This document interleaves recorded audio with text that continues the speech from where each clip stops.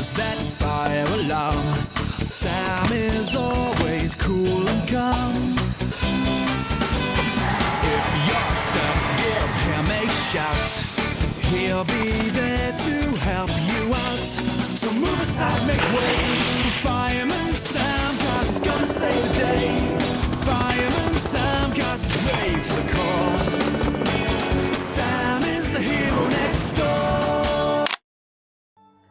Api dalam sekejap bisa menghancurkan segalanya. Rumah, hutan, bahkan nyawa manusia.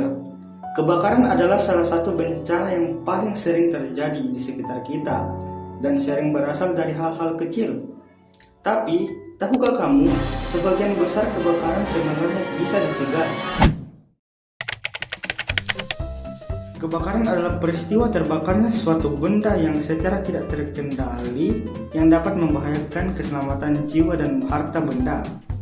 Untuk terjadi, kebakaran membutuhkan 3 unsur yang disebut segitiga api. Yang pertama, bahan bakar yang terdiri dari kayu, kertas, bensin, dan gas. Yang kedua, oksigen, yaitu udara di sekitar kita. Dan yang terakhir ada panas, percikan api, listrik, atau gesekan. Jika 3 unsur ini bertemu, kebakaran pun bisa terjadi. Dan jika tidak segera dikendalikan, api bisa menyebar dalam hitungan menit. Lalu, apa saja yang menyebabkan kebakaran? Berikut penyebab paling umum yang perlu kamu waspadai. Yang pertama, adanya korsleting listrik. Instalasi listrik yang buruk, kabel terkelupas, atau penggunaan colokan bertumpuk bisa memicu percikan api yang membakar dinding dan furnitur. Yang kedua, kelalaian di dapur. Kompor gas yang lupa dimatikan, minyak goreng yang terlalu panas, atau kebocoran tabung gas adalah penyebab kebakaran yang paling sering terjadi di rumah tangga. Ketiga, ada puntung rokok. Puntung rokok yang dibuang sembarangan bisa membakar karpet, kasur, bahkan tumpukan sampah kering. Yang keempat, pembakaran lahan sampah. Membakar lahan atau sampah sembarangan, terutama saat musim kemarau, sangat mudah menjadi kebakaran besar yang tidak terkendali. Yang kelima, cuaca ekstrim dan kemarau yang panjang. Suhu tinggi dan angin kencang saat kemarau membuat hutan dan lahan kering sangat mudah terbakar. Yang keenam, adanya kelalaian manusia. Lilin yang tidak diawasi, kembang api yang sembarangan, dan bermain korek api adalah contoh kelalaian yang berujung bencana. Kebakaran tidak hanya merusak bangunan, dampaknya jauh lebih luas dari yang kita bayangkan. Asap kebakaran mengandung zat-zat berbahaya seperti CO atau karbon monoksida, gas yang tak berbau yang bisa membunuh dalam hitungan menit. Lalu ada PM2.5, partikel halus yang masuk ke paru-paru dan merusak jaringan.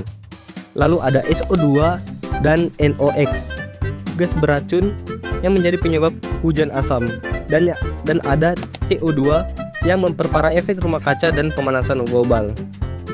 Menghirup asap kebakaran dapat menyebabkan sesak napas dan ISPA atau infeksi saluran pernafasan atas. Lalu bisa menyebabkan iritasi mata, hidung, dan tenggorokan, memperparah asma dan penyakit jantung, bahkan bisa pingsan akibat keracunan karbon monoksida dan luka bakar serius hingga kematian. Kebakaran juga dapat menyebabkan kerusakan lingkungan seperti hilangnya habitat hewan dan tumbuhan, tanah menjadi tandus dan rawan longsor, sumber air tercemar abu dan sisa pembakaran, dan ekosistem butuh puluhan tahun untuk pulih kembali. Kalau ada api, kita padam. Kalau orang lari keluar, kita lari masuk. Bomba padamkan api je ke? Tugas bomba lebih daripada itu. Bomba ni penyelamat. Jika kebakaran terjadi, jangan panik. Ikuti langkah-langkah ini untuk menyelamatkan dirimu dan orang lain. Langkah 1. Tetap tenang. Tarik nafas dalam-dalam. Kepala dingin akan membantumu membuat keputusan yang tepat. Langkah kedua, beritahu orang lain. Berteriak kebakaran dengan keras. Pastikan semua orang di sekitarmu mendengar dan ikut evakuasi. Langkah ketiga, padamkan jika masih bisa. Jika api masih kecil, gunakan alat pemadam api ringan atau APAR atau karung basah. Jika api sudah besar, jangan coba padamkan sendiri ya. Langkah keempat, hubungi pemadam kebakaran. Segera telepon dinas pemadam kebakaran nomor 113 atau gawat darurat nasional 119. Beritahu lokasi kejadian dengan jelas.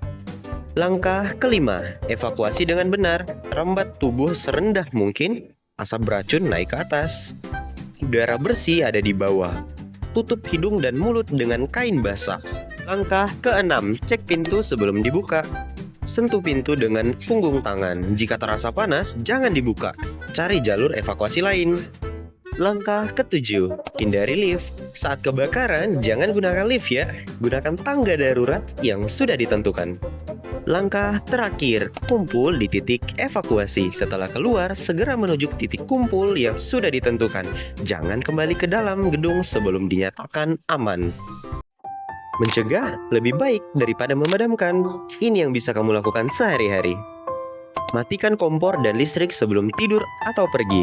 Periksa instalasi listrik secara rutin. Sediakan apar di rumah dan di sekolah.